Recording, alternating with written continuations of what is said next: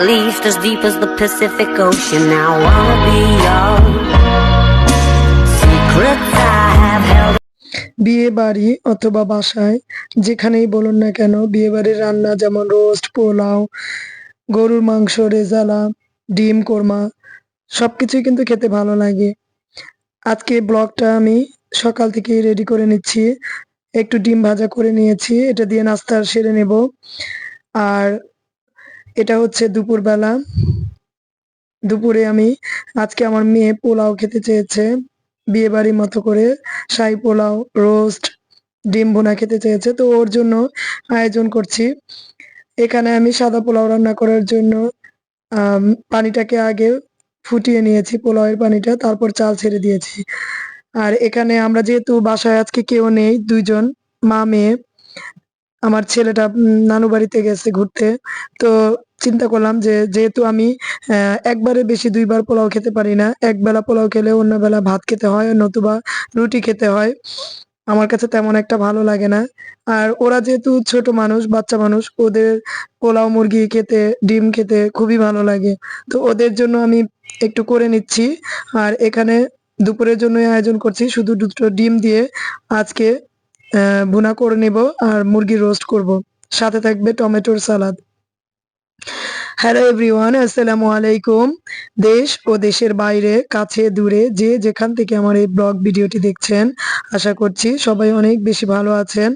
আল্লাহর অশেষ রহমতে আমরাও ভালো আছি, আলহামদুলিল্লাহ। তো এই তো আজকে জানুয়ারি মাসের শেষ শুক্রবার, আর যেহেতু জুম্বার দিন একটু ভালো মন্দ খেতে হয়। বাচ্চারা তো বায়না ধরে, নিজেদেরও একটু ইচ্ছা থাকে। তো শর্টকাটে আমি দুটো ডিম এখানে ভুনো করে নিলাম। ভুনাটা খুব স্বাভাবিকভাবে করে নিয়েছি, নর্মালি আদা রসুন দিয়ে এর সামান্য পরিমাণে একটু মশলা দিয়েছিলাম। আর তেমন একটা ঝাল করিনি, কারণ ঝালটা বেশি খেতে পারি না। আর এখানে চিকেন রোস্ট রান্না করছি, এটা ফার্মের মুরগির। আমার কাছে যেহেতু দেশি মুরগিটা আজকে ছিল না, তো চিন্তা করলাম ফার্মের মুরগিটা দিয়ে রোস্টটা সেরে নেই।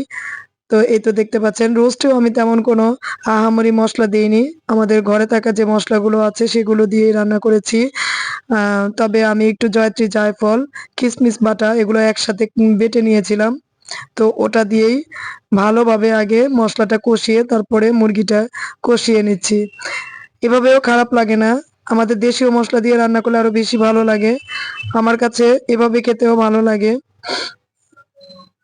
তো এই তো এখানে ভালোভাবে মুরগিটাকে কষিয়ে রান্না করব। আপনাদের কাছে কার কেমন লাগে পোলাও, মুরগি রোস্ট খেতে অবশ্যই জানাবেন। আর আমার এই ভিডিওটি যদি ভালো লেগে থাকে অবশ্যই লাইক, সাবস্ক্রাইব করে দিবেন। মুরগিটা আমি কষিয়ে নিয়েছি ভালো করে, কারণ ফার্মের মুরগিটা দেখা যায় তাড়াতাড়ি হয়ে যায়, দেশি রোস্ট হলে কিন্তু এতটা তাড়াতাড়ি হয় না। তো এই তো দেখতে পাচ্ছেন কালারটাও খুব সুন্দর আসছে। ভালোভাবে কষিয়ে নিলে মশলা মাংসটার সাথে খেতে বেশ মজা হয়। আর আমি এখানে সবশেষে একটু গুঁড়ো দুধ গরম পানিতে মিশিয়ে নিয়েছিলাম, সেটা ঢেলে দিলাম। এটা দিলে, দুধটা দিলে ফ্লেভারটা খুব ভালো আসে। আমার মেয়ে যেহেতু রোস্টটা একটু ঝোল ঝোল খেতে পছন্দ করে, খুব বেশি ভুনা সে পছন্দ করে না, তো আমি একটু ঝোল করার জন্য এখানে একটু দুধটা বেশি দিয়েছি পরিমাণে। আপনারা এখানে কম বেশি করে নিতে পারেন, যে যেমন রান্না করবেন। চিকেনটা যতটুকু নেবেন ওই হিসাব করে পানিটা দিলেই হবে।